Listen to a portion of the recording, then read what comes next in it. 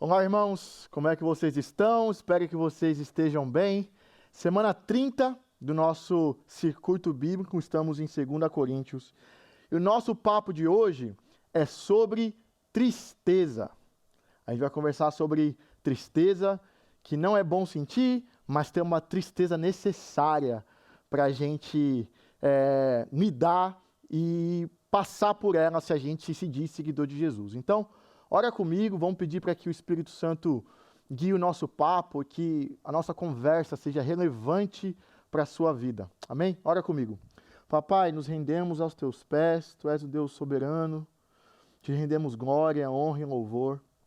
Espírito Santo de Deus, eu clamo agora para que você fale aos nossos corações, que as palavras ditas, motivadas pelo texto, sejam palavras de vida e que produzam vida na vida dos nossos irmãos. Em nome de Jesus, amém. Amém. Então vamos lá. Tristeza. Quem gosta de sentir tristeza? Ninguém gosta de sentir tristeza. Não é. A tristeza por si só não é um sentimento bom. Mas como eu falei antes, tem um tipo de tristeza que a gente precisa sentir para a gente crescer. E aí, falando de tristezas, você pode olhar para a cultura, olhar para a sociedade, e a cultura ela tem um jeito bem peculiar, né? Para lidar com as emoções, para lidar com a tristeza. Não sei se vocês conhecem aí o pessoal mais saudosista da época da Bossa Nova, Jobim e Elis vão dizer o quê? Triste é viver na solidão, na dor cruel de uma paixão, não é isso?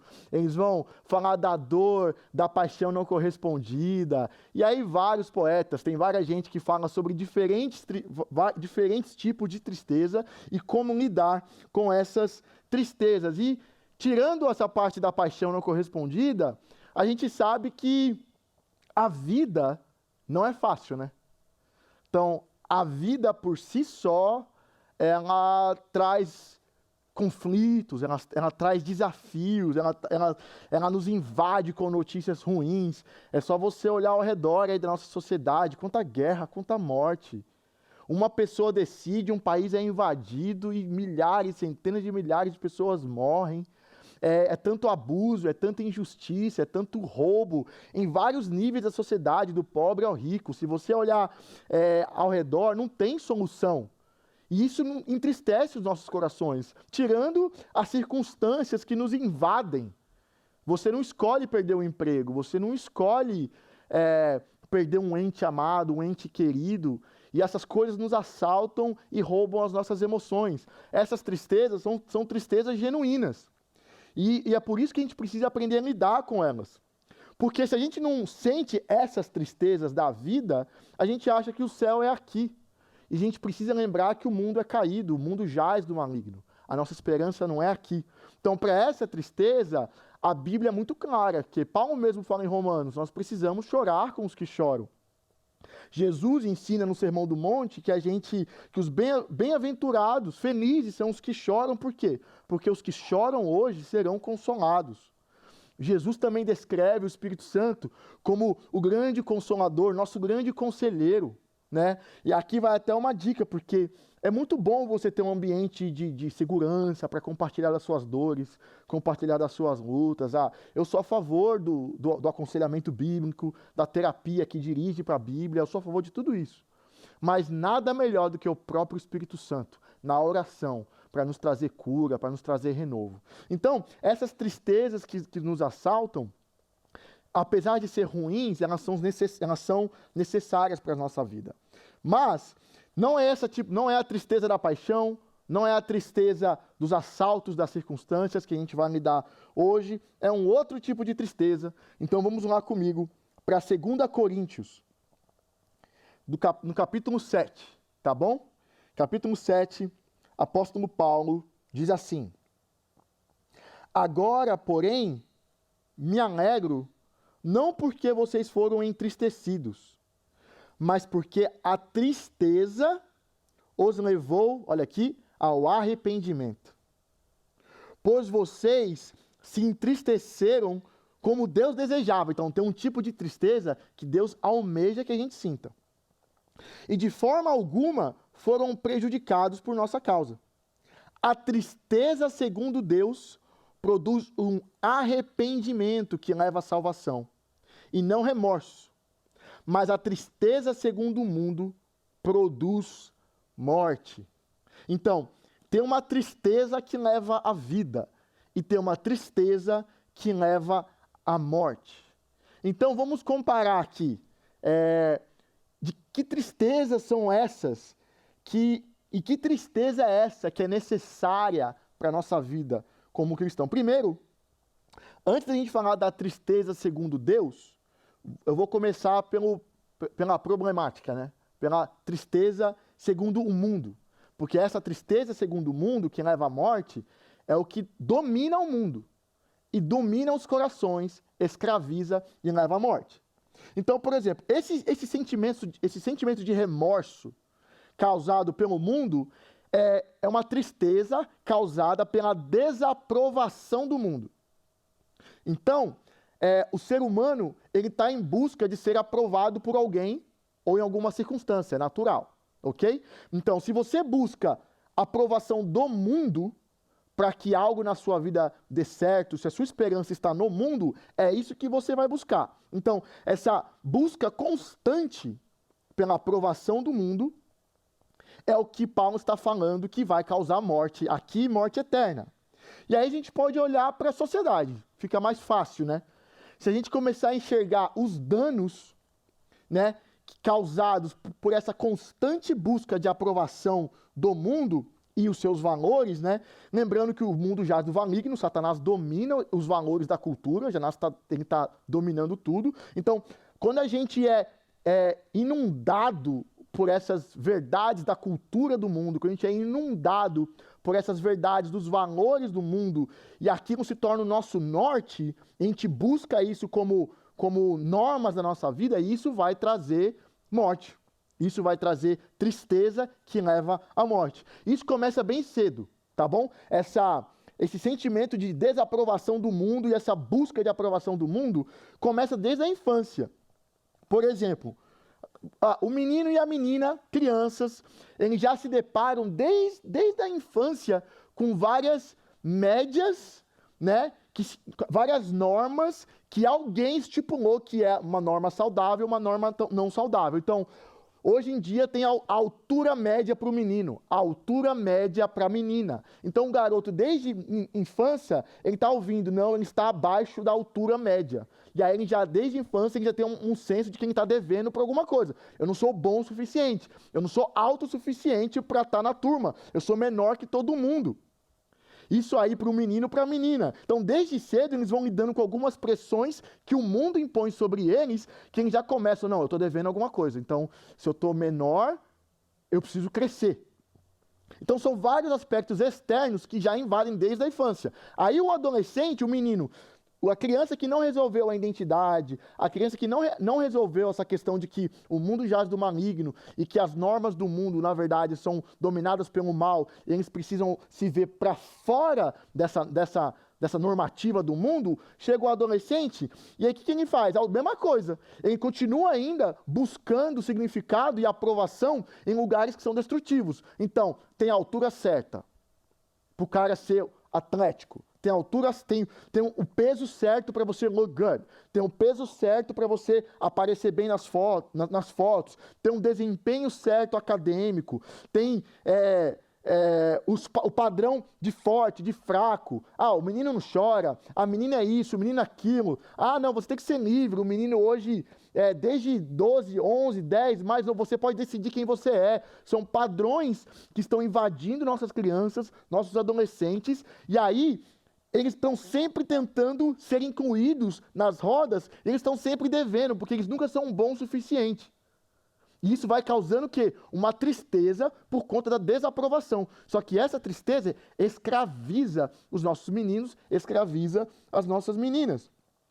E aí você vai ouvir as músicas, conversa com seus filhos, e aí você vai começar a ver como Satanás está invadindo a mente deles e escravizando eles, e eles estão ficando cada vez mais depressivos, cada vez mais ansiosos, e eles não conseguem lidar com a vida por conta da morte que eles experimentam no dia a dia. E aí você vai pensar, isso é um problema só da criança?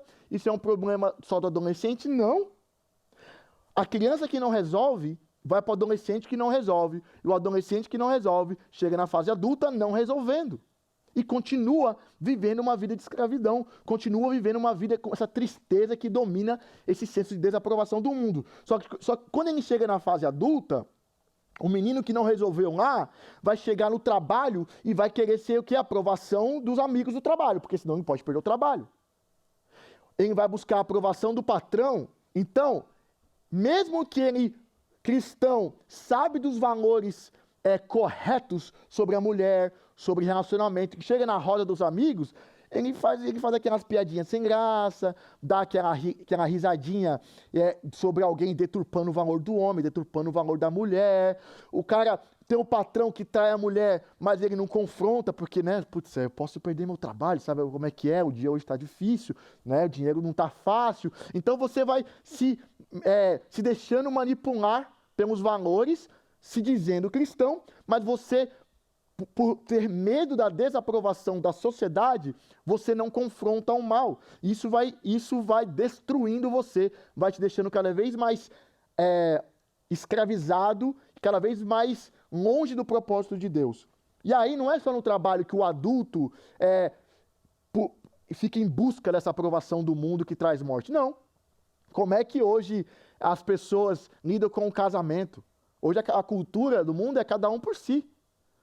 É assim, ó, relacionamento aberto. Estamos juntos aqui, ó, a gente divide as contas, mas ó, você pode resolver aí suas necessidades físicas, sexuais, em outro lugar, eu resolvo em outro lugar. A gente se encontra de vez em quando, né? Só pra gente lembrar que um ou outro existe e tá tudo certo.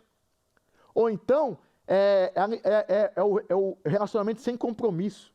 Não preciso de compromisso para dizer que eu te amo. São as normas do mundo. E aí, para você se incluir nesse mundo, para você estar dentro desse mundo, você começa beleza. Então, você vai se relacionar com alguém que não é cristão. Só que para você querer ser aceito por ele ou por ela, você acaba abrindo mão de alguns valores. Só que isso tem um custo, né? Isso vai custar a sua felicidade, isso vai custar a sua vida.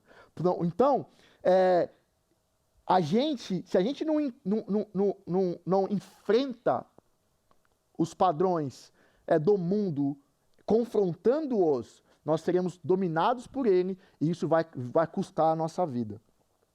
Então, Satanás, então, o que ele está tentando fazer? Está tentando fazer com que a gente, buscando essa aprovação, se escravize e tudo se torne algo primário em nossas vidas, como resposta da nossa existência. Trabalho, romance, amizade e por aí vai. Então, essa é a grande tristeza no coração da humanidade que ainda não encontrou um propósito. Então, é a tristeza das pessoas que estão se amoldando para serem aprovados pelo mundo. Agora, a gente sabe que essa busca não tem fim, né? Então, por isso que você vê tanto idoso com crise de identidade. Porque essas coisas, dinheiro, fama, aposentadoria, nada fecha a conta. Tá? Isso aí eu tenho certeza que vocês já viram. Ou vocês mesmos estão lidando com isso no coração de vocês. Com esse sentimento de falta de propósito, de que tristeza é essa? Nada, eu posso fazer o salário que for, mas ainda não é isso. Buscando a aprovação do mundo. Mas, beleza. Então, essa é a tristeza segundo o homem, segundo o mundo. Mas essa tristeza segundo Deus, que é uma tristeza necessária para a nossa vida. Essa tristeza segundo Deus é um remorso. Então, assim, lá era um sentimento de remorso causado pela desaprovação dos homens. Right? Certo? Agora, a tristeza segundo Deus é esse sentimento de remorso, sentimento pesado, causado pela desaprovação de Deus. Então, a referência é outra. A referência não é a cultura dos homens, a referência agora é a cultura do reino.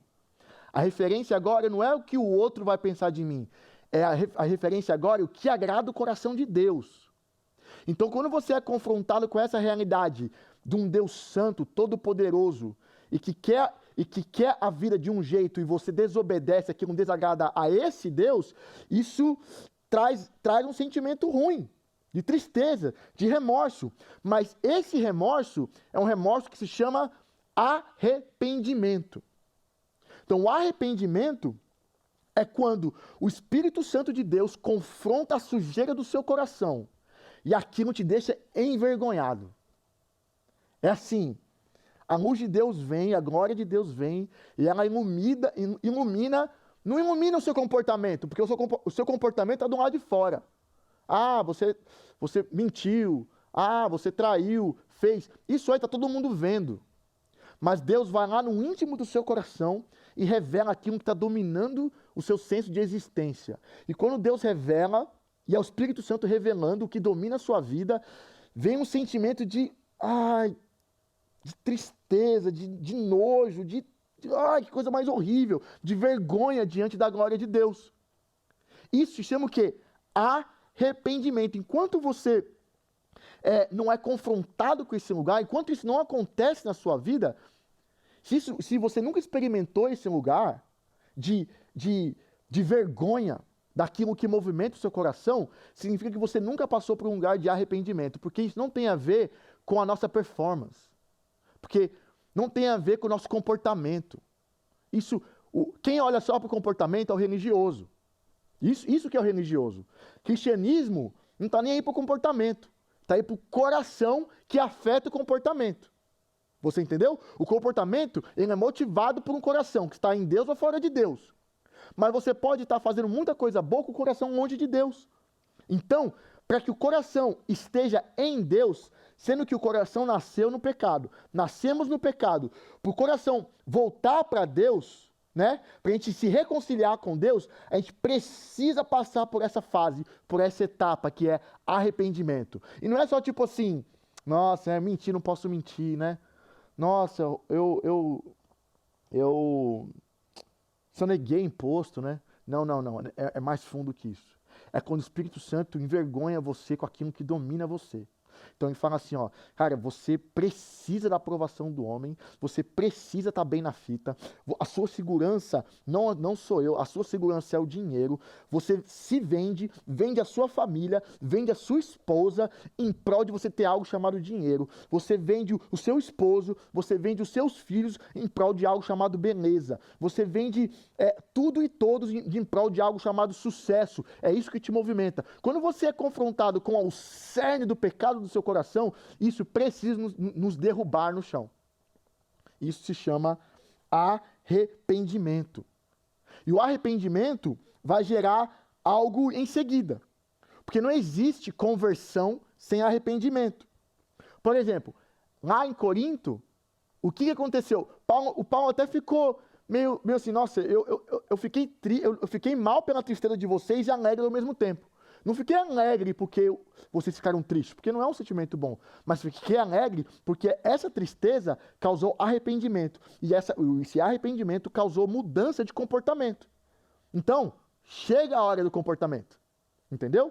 Olha lá, por exemplo, 2 Coríntios capítulo 7, no versículo 11, eu vou ler a nova versão transformadora, tá bom?